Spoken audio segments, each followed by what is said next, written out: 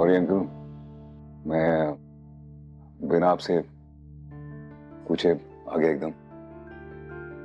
तुम्हें सॉरी कहने की कोई जरूरत नहीं है बेटा, और वैसे भी तुम्हें पूछने की क्या बात है। मैं तुम्हारे पिता समान हूं, तुम कभी भी आ सकते हो।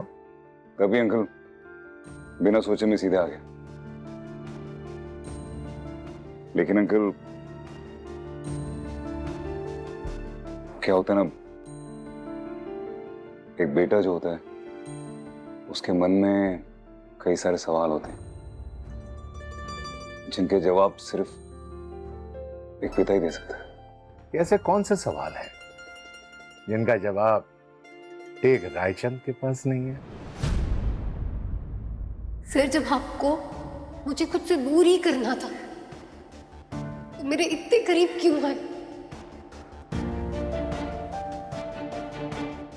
लगता है तुम्हारे सवाल तुम्हारे बिजनेस से जुड़े हुए नहीं हैं।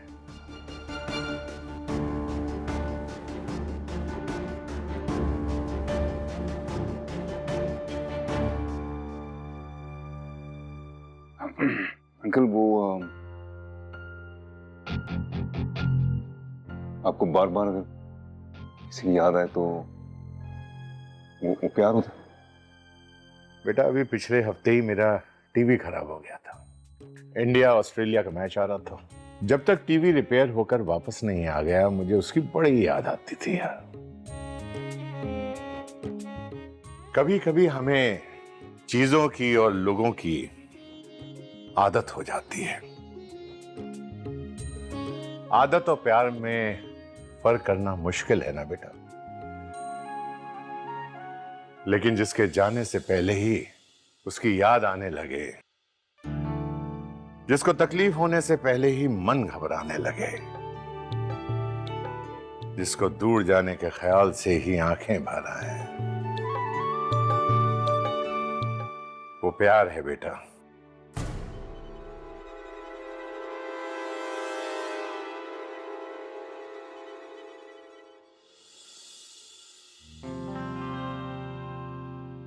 जब हम मिले थे तो अजनबी थे, उसके बाद एक अटूट बंधन में बंध गए जिसे बयान नहीं किया जा सकता। अरे भाई, जैसा तुम्हारे मोबाइल में होता है, नेटवर्क सर्चिंग बाद में मिल जाता है, तो समझ लो दिल का नेटवर्क भी इसी तरह मिल जाता है और फिर जुड़ जाता है। पर आपका इनके साथ शादी करने का डिसीजन लेना थोड़ा आसान नहीं रहा होगा ना, क्योंकि समाज, हालात तो हमें ही संभालने होते हैं बेटा। समाज तो सिर्फ आंखें दिखाकर दूर खड़ा हो जाता है, और जो फैसले हमें हालातों के साथ लेने पड़ते हैं, उन्हीं के साथ हमें जीना पड़ता है। फैसले वही लेना चाहिए जो हमें सुकून दे। इसलिए मैंने भी एक दिन भीड़ भाड़ से दूर जाकर एक शांत जगह पे जाने का फैसला किया कि आखिर मैं चाहता क्या हूं। क्या मैं अपने फैसले से आंख मिला सकूंगा? क्या ऐसा फैसला करने की हिम्मत मुझ में है?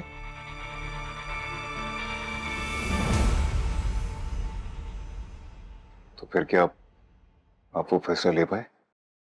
एकांत इंसान को उधेड़ कर रख देता है।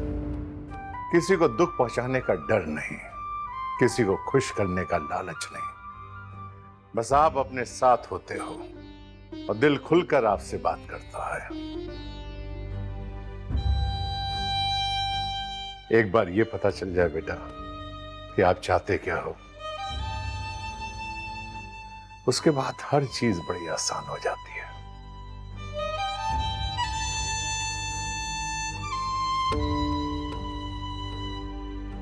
थैंक यू अंकल, मैं चलता हूं। बेटा, मैं तुमसे ज्यादा सवाल नहीं पूछूंगा, लेकिन एक बात जरूर कहूंगा कि मैं हमेशा तुम्हारे साथ हूं।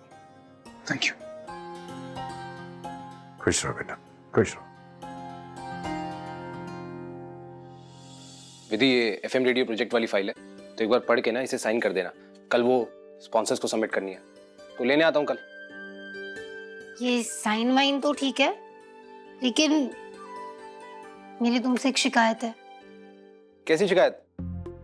यही कि तुम आज के बाद मुझे अपनी दोस्त मत कहना। अरे अरे अरे, लेकिन हुआ क्या? अर्जुन, दोस्त ना एक दूसरे से कुछ छुपाते नहीं है। दोस्तों के बीच कभी कोई सीक्रेट नहीं होता। और तुमने मुझसे इतनी बड़ी बात छुपाई अर्जुन। ओह नो, मेरे को पता तो नहीं चल गया कि मेरे मन में उसके लिए फीलिंग्स हैं? क्या कैसा कैसा सीक्रेट? यही कि तुम कनिका मैम और योगेश सर के बेटे हो। अच्छा, हाँ वो, हाँ दैट्स ट्रू। अच्छा, वो का मतलब और भी कोई सीक्रेट है अर्जुन? हाँ नहीं, मतलब और क्या सीक्रेट होता कि तुम्हें पता कैसे चला? पर वो कनिका मैम घर आई थी तुम्हारे? हाँ, एक्चुअली वो पापा को सॉरी बोलने आई थी, लेकिन जब वो आई थी तब उन्होंने बताया कि तुम उनके बेटे हो। तुमने क्यों छुपाई ये बात मुझसे अर्जुन? यार, अगर तुम लोगों को मैं बता देता तो क्या तुम लोग मुझसे बात करते? एंड इन फैक्ट, अगर तुम सब लोगों को पता लग जाता कि मैं एचआर हेड का बेटा हूं तो मेरे साथ गॉसिप शेयर करते? हाँ? वैसे ये बात देव सर को भी पता थी। ऑब्वियसली बात है, पता होगी। मैं क्यों सोचूं ये सब? मुझे अपने काम से काम रखना चाहिए। मैं ये साइन कर देती हूँ। लेकिन मॉम तो विधि को सॉरी ऑफिस में आके भी बोल सकती थी, तो स्पेशली घर जाके क्यों?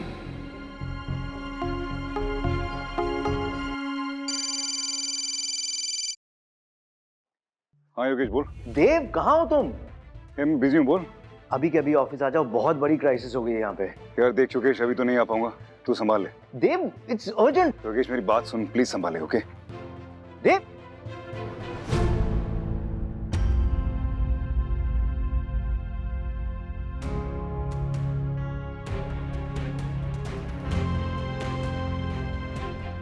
ये तो करना ही पड़ेगा, वरना पता कैसे चलेगा कि मेरे अंदर क्या चल रहा है और मेरा दिल क्या चाहता है।